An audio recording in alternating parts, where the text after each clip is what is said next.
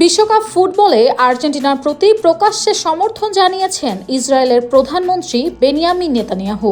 একটি পডকাস্টে অংশ নিয়ে বলেছেন, তিনি চান আর্জেন্টিনা বিশ্বকাপ শিরোপা জিতুক, তবে এই চাওয়ার কারণ লিওনেল মেসি নন।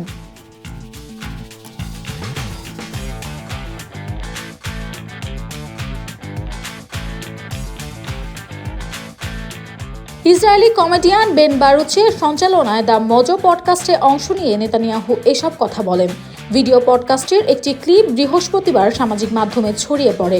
এতে নেতানিয়াহুকে বলতে শোনা যায়, আর্জেন্টিনার প্রতি সমর্থনের কারণ লিওনেল মেসি নন, বরং দেশটির প্রেসিডেন্ট হাভিয়ের মিলেই।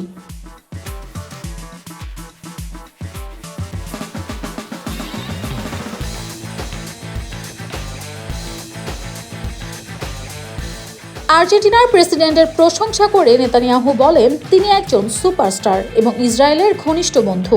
আলোচনার এক পর্যায়ে নেতানিয়াহু নিজেই প্রশ্ন করেন, আমি বিশ্বকাপে আর্জেন্টিনাকে খুঁজি, কেন জানেন? সঞ্চালক উত্তর দেন, মেসি।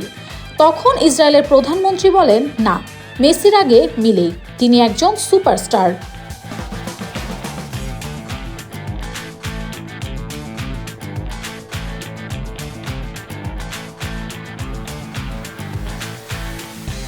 মিলেইয়ের এমন প্রশংসার ব্যাখ্যায় নেতানিয়াহু বলেন, কারণ তিনি মুক্ত অর্থনীতিকে আপন করে নিয়েছেন। সবকিছুর ঊর্ধ্বে মিলেই ইসরায়েলের একজন মহান বন্ধু।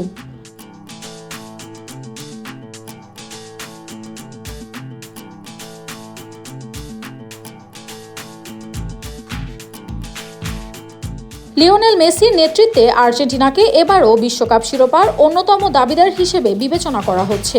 দেখা যাক এবার নেতানিয়াহুর স্বপ্ন পূরণ হয় কিনা।